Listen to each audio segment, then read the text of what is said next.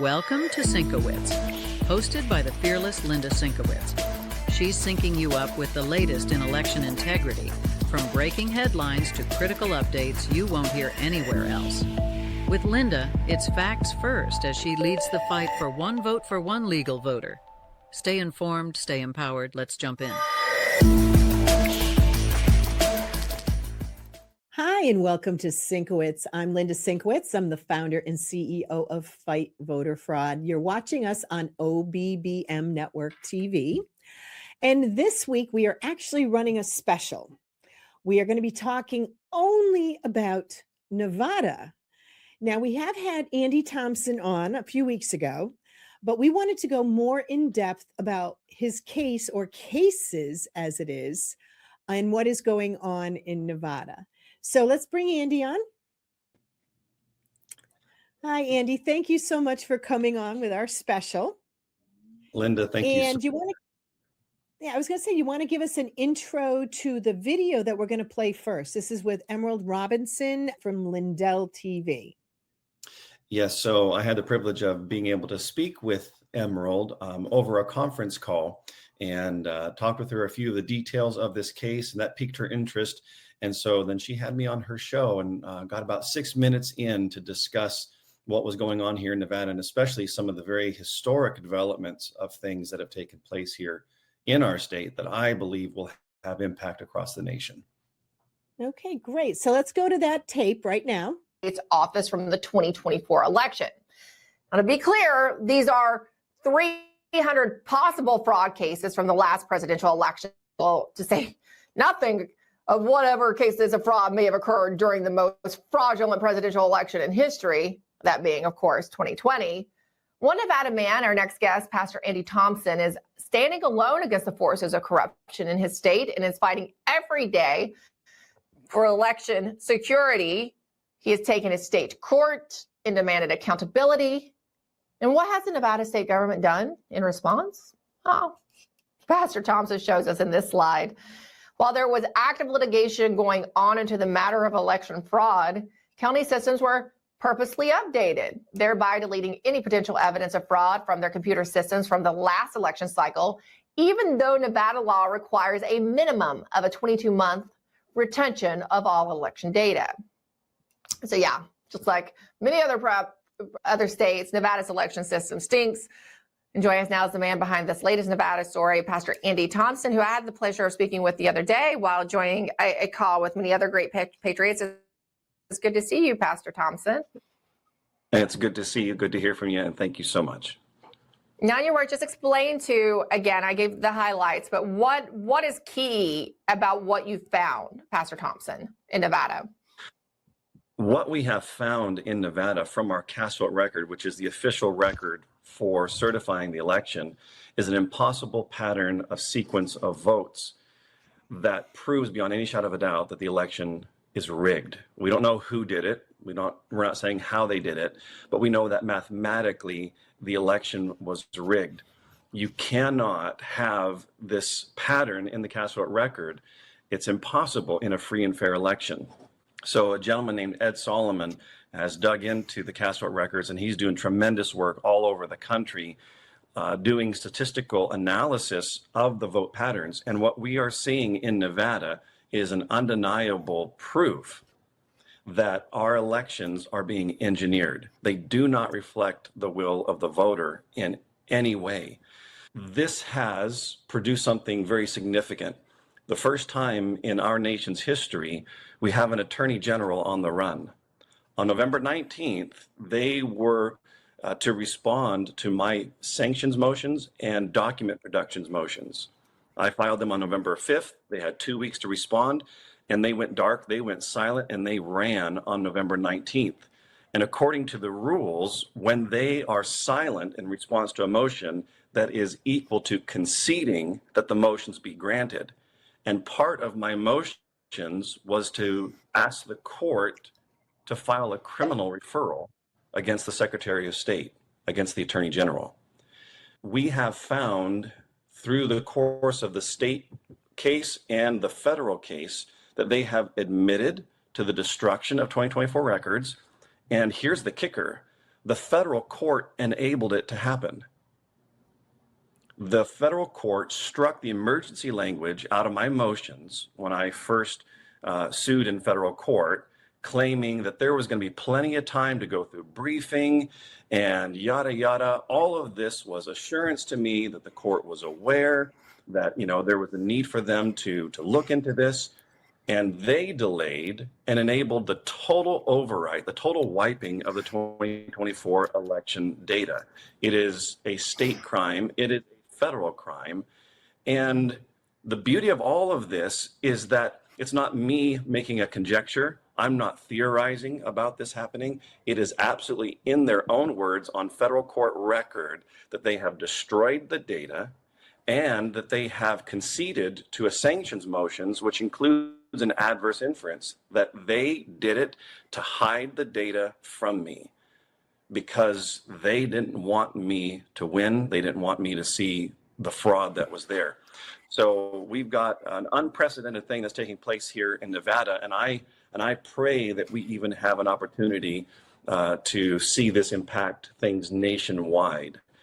Because one fundamental thing it now exists in Nevada, our election record is destroyed. If the election record is gone, then you can't verify. If you cannot verify the election results, you're not allowed to certify. We now have a state level admission of the destruction election records under a dual litigation hold, under dual statute requirements and mandates.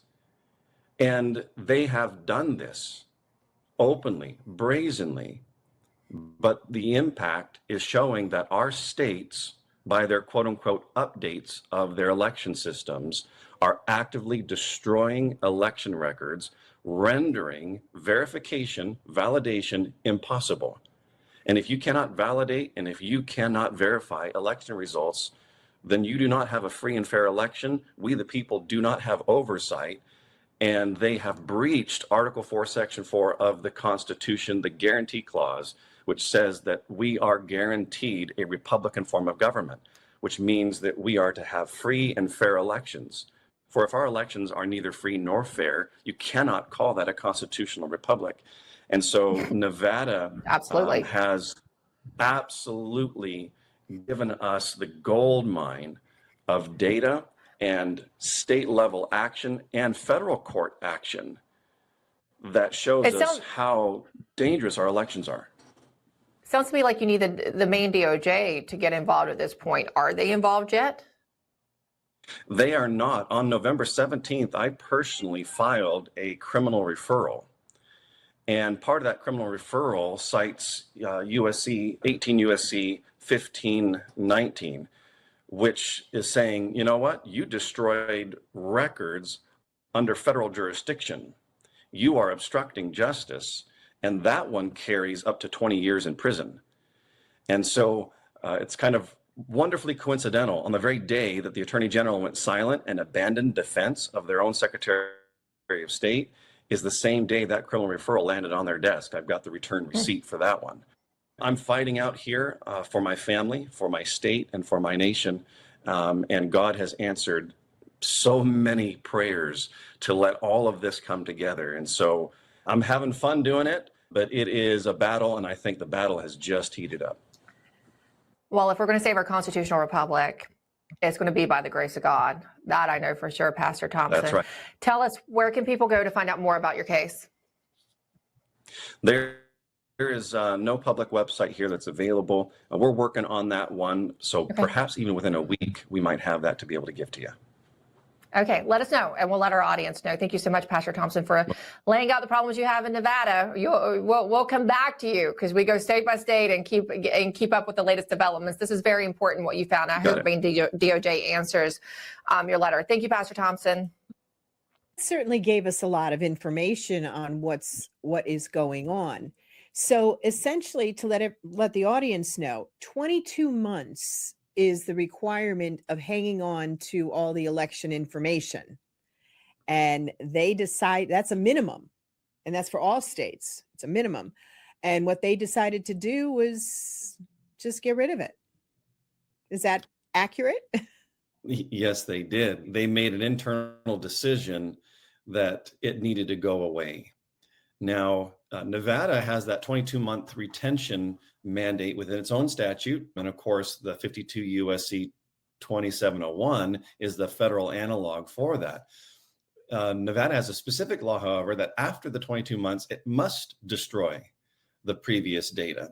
And so there is a hard deadline here for the state of Nevada, which gives advantage procedurally to be able to pressure the courts to not pursue the delay that they liked to pursue after as their own strategy, I believe, in getting these cases no traction, keeping them from coming to merits and coming to a decision. But that's it. 22 months is what they're supposed to hold.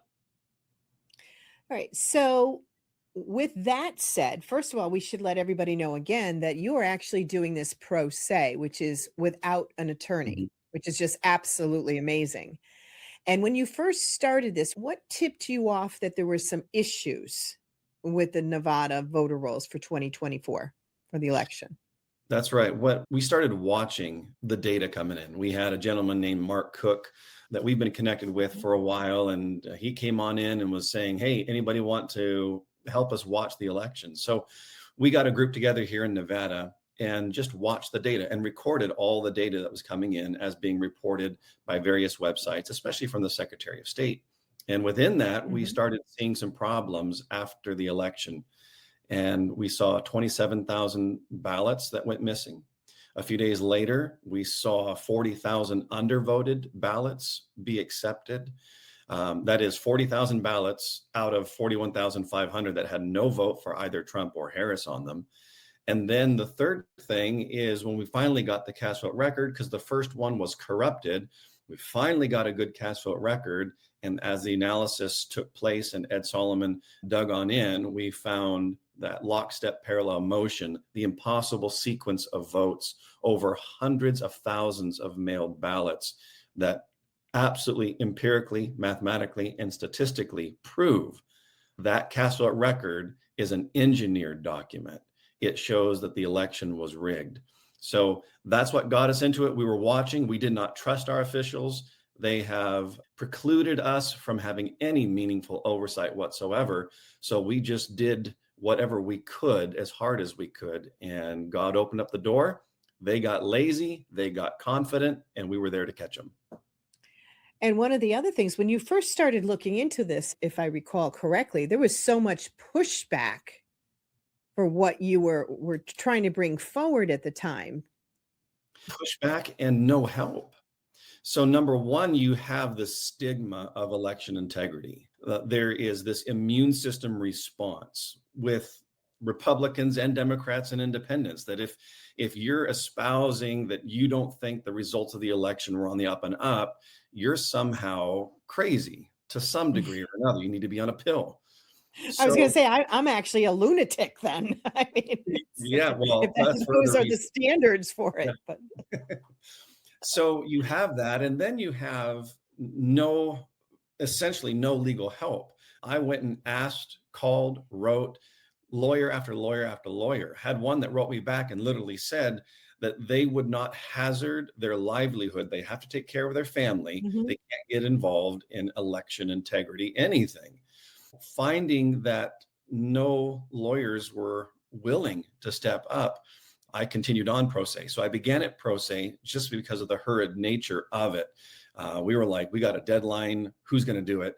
And so God just said, "Hey, Andy, get it done. Start this." And through the process, I've had some good counsel, some legal counsel here and there, especially with Greg Stenstrom, as I mentioned last time, a wonderful counselor who talks the bark off of any tree he encounters. And but he's got wisdom and experience and is able to guide in the philosophy of approaching the court and approaching the case. But yeah, it has been a good thing. We've rallied more and more support. We got a good little grassroots group out here that's faithfully in support of these things. But for the most part, the established leadership in our state has literally been 100% silent, unwilling to even acknowledge the lawsuit or talk about it. It's kind of an astounding thing, but they will be the Johnny come lately. and we'll gladly welcome them on to the bandwagon as we celebrate. But nonetheless, it's not a lot of support. It's kind of an untouchable subject. All right. So are you in one court case, or is it two? I know you're in the Supreme Court in Nevada.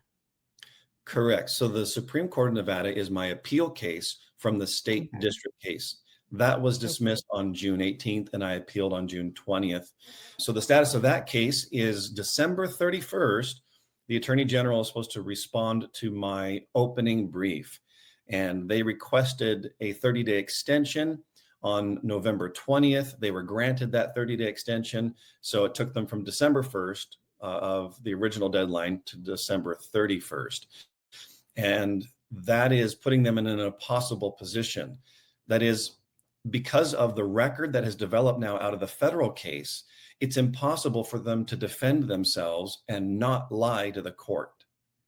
So this is, I believe, fundamentally why they abandoned defense and went silent in the federal case. And so in order to defend your client and defend the actions of the Secretary of State, you're going to have to lie to the court. So we await the results here in just a couple of weeks from what the Attorney General may or may not do here in response to my opening brief. And that's the state case. All right. So the destruction of the records, the Secretary of State actually notified you that she planned on destroying the records. It wasn't that nice of her. I mean, it's just like the court says you have to hang on to the data. You cannot destroy it. And then the Secretary of State turns around and says, well, I'm going to destroy it. Yeah. On July 10th, Secretary of State Cisco Aguilar, he sent me a letter through the Attorney General saying, well, you've got no stay in your appeal case, and so we're going to update. And so they let me know they were going to do it. They said, we're going to authorize it July 18th. They may begin July 21st, and they will continue through September 30th. So I'm like, you got to be joking me. It was a little bit mysterious. Am I really seeing this? Did they really just do this? So I sued then in federal court. 5 days later, July 15th, I summoned them and filed my complaint in federal court, and immediately then began moving for an emergency temporary restraining order and an emergency hearing. Mm-hmm. Don't destroy it. And then as you said in the beginning of the show, the federal court said, no, it's not an emergency. We have all kinds of time with this. It's just like, did they not read your complaint? They're going to destroy it, on X, between this time and that time. And you're telling me, no, it's not something that's an emergency. Correct. Wow. I just filed a supplemental brief to my motion yesterday in federal court, asking them to rule on certain points of fact, because I'm wanting to pressure the court to acknowledge their enabling of this. The striking of the emergency motion had no foundation whatsoever. It was predicated on myth. It was just absolutely astounding. It's as if they haven't read, but I would lean toward they did read, but that there's this institutional reaction to protect itself. I think they read the documents. I think they understood the documents and realized they needed to defend the institution. I think it is a habitual thing with our courts that instead of adjudicating law, they defend institution. So they struck the emergency language out of that. And then on top of that, stated with confidence, giving me assurance that they will be done with briefing well before, quote unquote, well before the September 30th deadline. And so September 30th passes, and then October 6th, I hear from the judge. The judge says, I order you to show cause why you have standing, because I don't think you have standing. So that's the first time I heard from the judge after she gave assurance that briefing would be concluded. And so to this day, the judge and the court has remained completely silent on their own actions. They have enabled the spoliation and are acting as if they have no culpability in that whatsoever. Right. And one of the things, just for the audience to know, when they're questioning whether you have standing, it basically says that you are not allowed to sue for whatever reasons. Is that correct? What it means is that I have no right to bring this case because number one, I can't show that I have an injury. Number two, I can't trace that injury to the person I named as defendant. And number three, the courts can't do anything about it. So what's so wonderfully beautiful about this whole thing is that through this whole process, with the attorney general saying, I don't have standing, with the district judge saying, I don't have standing, all of this got proven. So I got injured. The Secretary of the State is the one who ordered the injury, their own words. And the court 100% can redress the issue. Absolutely, there's a resolution through the jurisdiction of the court. So the standing has now been fully proven that I, as a voter, have right to access the data to validate election results. And the state actively destroys those records so that I can't oversee or validate election results. So the standing issue is so wonderfully clear. It literally is by the words and the actions of the state and the court itself. So I haven't had to necessarily prove that I have standing, though I did respond to the judge's order to show cause why I did have standing. And there are very significant legal reasons why I do. And hopefully state after state will be able to catch on to that as well and win in that battle on the standing issue in courts. But the court action, the state action, in their own words, has teed up perfect standing that nobody can deny. Right. And the evidence that you originally found, you still have that evidence. The data that you had looked at, et cetera, and where you got it from. So, Correct. maybe they're thinking, well, since it's been erased, you can't prove anything. And it's just like, wait a minute. The whole Right. thing started because of what we found looking at the evidence that there was manipulation going on amongst other things. I mean, this is just one part of the stuff that is actually going on with voter rolls, and it doesn't even address, I believe, going into the people who are dead or the illegals that voted, or people who voted multiple times that don't even live in Nevada. Yeah. It just shows the numbers and everything that were coming in. It's like when you vote and the stuff is supposed to stay in this one category, right? So I voted for John Smith. But then, you look at it like 2 hours later, all of a sudden that vote for John Smith is, for Stacey Hill. It kind of got moved. But what you're talking about is it's been moved so many times with so many different votes that looking at it, you can see, as you said, there's a huge problem. Statistically not possible. And basically, it looks like what Nevada Secretary of State's office tried doing, it was saying, okay, well, if I get rid of all the data, you have nothing to go on, which that's not true. Correct. So we still have all of our evidence. The difficulty that they tried to create for us in destroying all the evidence was depriving us of the ability to prove that there was or wasn't fraud. So we have the cast vote record data, but that's the public facing version that has redactions on it to preserve the privacy of voters. So that the underlying data that generates that CVR, it's now gone. But that's why also I motioned in my sanctions for adverse inference, that it was destroyed. So number one, I asked the court to say, yes, it was destroyed. Number two, that it was destroyed because the information was favorable to my case and to support my evidence. So we're going to get that adverse inference, which helps. It demonstrates that now they cannot prove that it was good. And if they cannot prove that the election was good, then my side, which says I suspect the fraud, I have evidence of rigging, and we really do have the evidence of vote flipping. That's what in particular we can show from the math here in Nevada from that cast vote record. So all of that now moves forward without opposition because they don't have access to the information to prove it was good or to rebut my arguments. So they're kneecapped, they're hamstrung. Do you really believe that they did delete all the information? Do you think there is not a backup that they may have done? Have you queried them as far as presenting any information that they had before they destroyed it? Correct. So I do believe they have absolutely destroyed it. And the reason why is this. The magistrate judge did make a finding that the Secretary of State is the sole custodian. That means that they had the duty in this circumstance of the case to produce proof that they were preserving.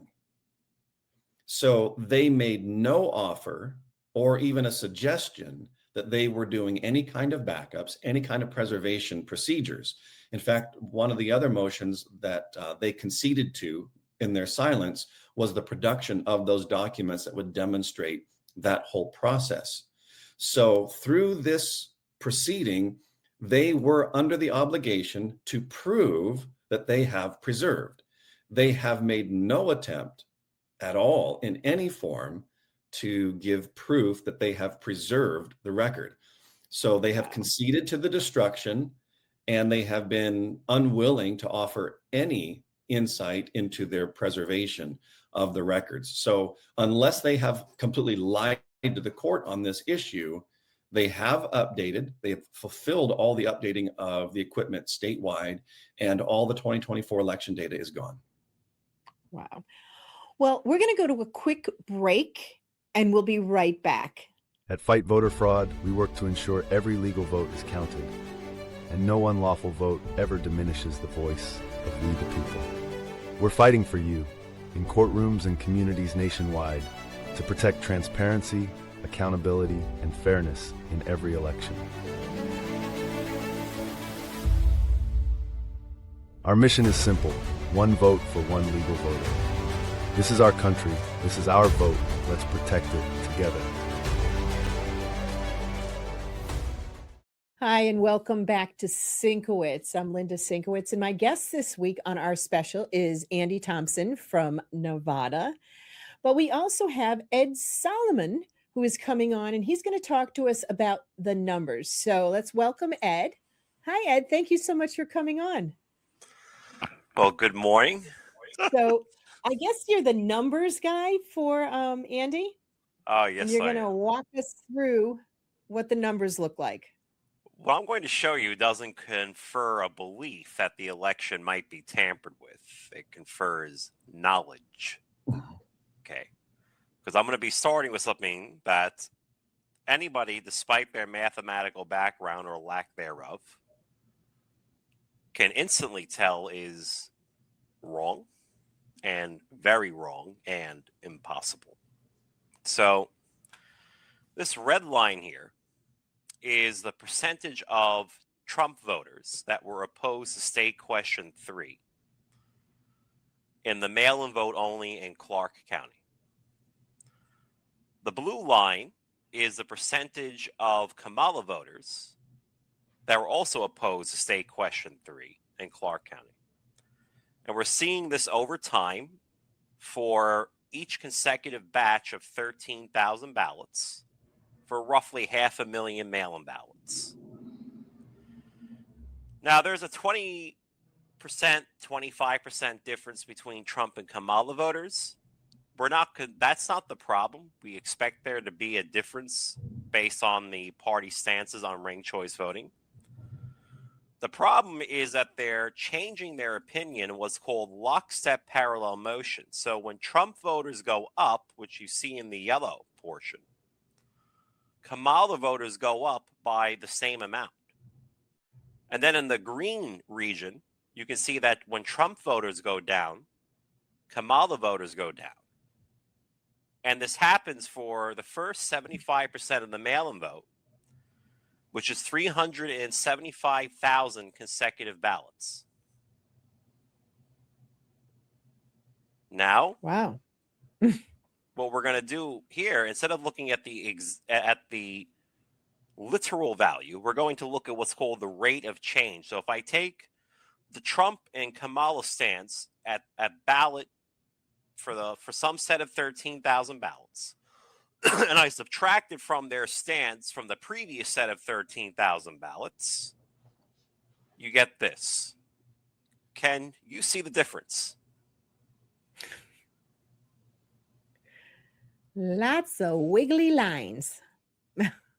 But can you see the difference between Trump and Kamala voters for the first 75% of the election? No. No.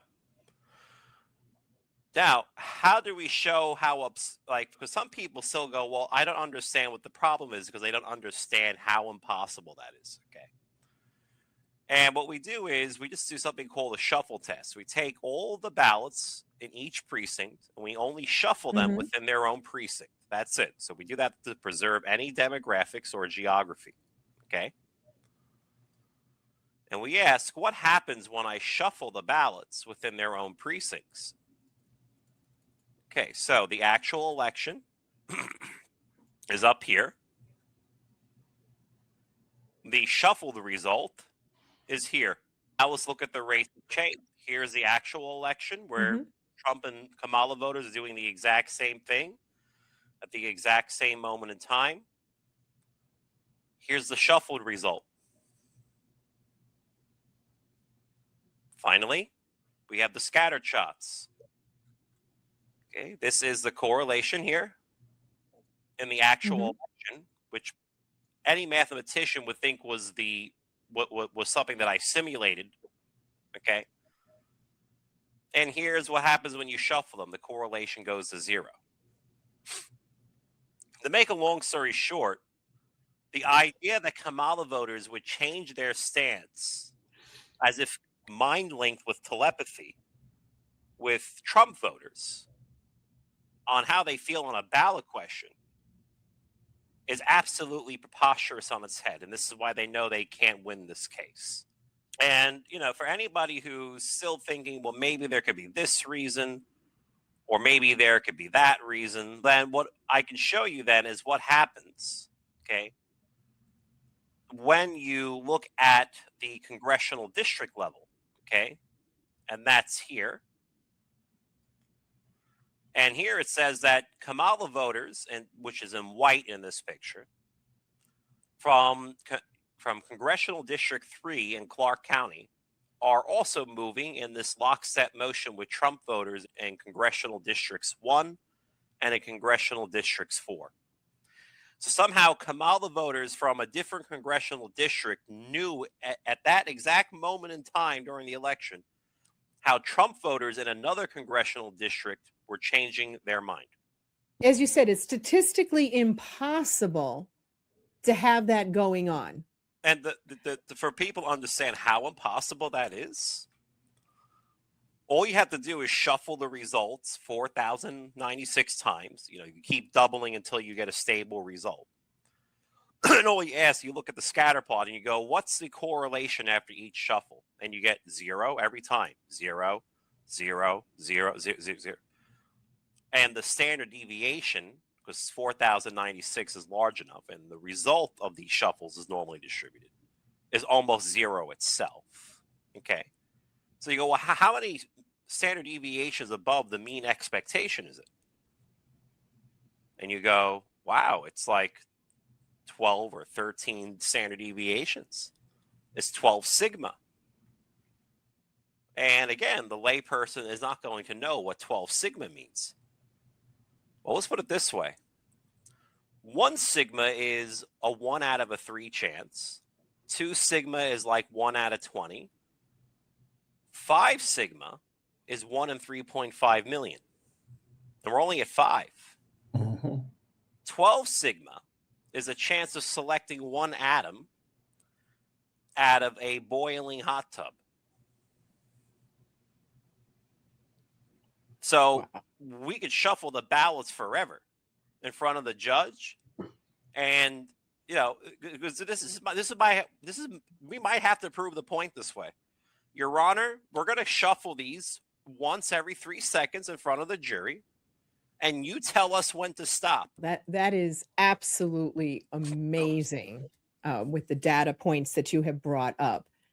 So it's absolutely proving the point that there were definitely issues in the Nevada elections. Yes, and you And know it's what makes not it worse for them? We know exactly how it happened, which I'm going to show you briefly.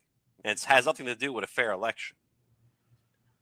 So it's called a countywide uniform flip function. Have you ever seen a roulette wheel? So I want you to imagine that there's only 2 slots on the roulette wheel, and it says yes or no. However, the size of each slot is changing over time, changing the probability of it being selected.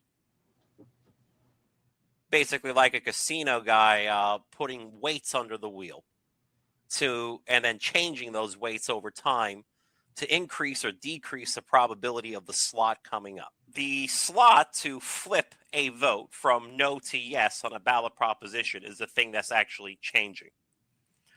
So at the start of the election, that chance could be 30% to flip the ballot, okay? At the end of the election, the size of that slot is now 66% of the entire wheel. Then if you add a little bit of noise into it, and you add it together, and you get a pattern that looks like this for demonstration purposes, and this is the chance that a ballot will be flipped from no to yes. So if somebody voted yes on the state question, they're not going to touch the ballot. They're just going to leave it as it is. Okay? okay. If they voted no, they're going to look it up in the ballot index here, and they're going to say, what is the chance? So it'll say it was ballot 300,000. Okay? Well, 300,000 says that there's a 55% chance that a yes ballot will be flipped to a no ballot. But ballot 150,000, if we look that up on the chart, there's only a 35% chance for it to be flipped from no to yes. They're not injecting and they're not deleting ballots or destroying them. It's just a computer flipping them. Okay? So what happens when you apply a county-wide uniform flip function to every ballot, no matter how they voted for president or no matter what precinct or congressional district that they voted from? Well, we don't have to guess. I can just show you. So here's what a normal election looks like. Okay. Everything is just flat lines like the shuffle test show. Mm-hmm. And you'll see that here you have Trump voters are at 80%. Kamala voters are at 60%. Overall opposed to this proposition is 72%. And Trump's share of the vote in purple is about 58%. Okay. Now remember, this is not going to affect the Trump to Kamala ratio. So when we do the flip function, the purple line doesn't change. But the other 3 lines, they do change. They go into lockstep parallel motion. Wow. Okay. Which is statistically impossible. Oh, and by the way, our correlation in the original election result, remember this is technically a toy model, is 0, just like you get in a shuffle in Nevada in the actual election. And when you put this county-wide flip function, you get a R squared of about 0.9, just like in the actual election. And then I can show that holds between congressional districts. So this is the only mechanism that can explain how Trump and Kamala voters did the same thing at the same time throughout the entire election. Wow. I want to thank you so much, Ed, for showing us, all the graphs and how it is statistically impossible that all this data was done. It's just amazing what you guys have come up with. And amazing, Andy, that you have gotten as far as you've gotten with all the resistance and everything else. I mean, we're rooting for you like big time. Thank you. Especially in the Supreme Court there in Nevada. So one of the other things we are going to do with this episode that we're putting on is that we're going to have all the documents available that Andy and his group and Ed have put together. Ed, I don't know if you want to share your graphs and everything else that the public can also see. Everything I do is public domain. I think Andy will tell you that I live stream about 14 hours a day on X. So everything I put up is there. If you look at my live stream, you can see I went to bed only 2.5 hours ago. So I'm sorry we woke you up. Sorry about that. But we really appreciate your being on. And I was going to say, Andy, is there anything else that you want the public to know about your case? We're going to have a website coming up here pretty soon, nevadacorruption.com. And what we're going to have is some executive type summaries of what's going on so everybody can jump into the case. We're going to have a null hypothesis up there. And Ed put that together that helps the lay person connect to the impossibility of what that is. And so all the receipts are going to be there, the court documents to showcase the corruption of Nevada's elections. So we've got that coming up here. That should be ready actually any day now, the nevadacorruption.com. Perfect. Thank you so much. And Ed, also, thank you again for coming on and showing us the statistically impossible that has gone on in Nevada. Well, thank you so much for being on. We've been watching Sinkowitz on OBBM Network TV, and this has been our special on Nevada. Thank you so much for watching.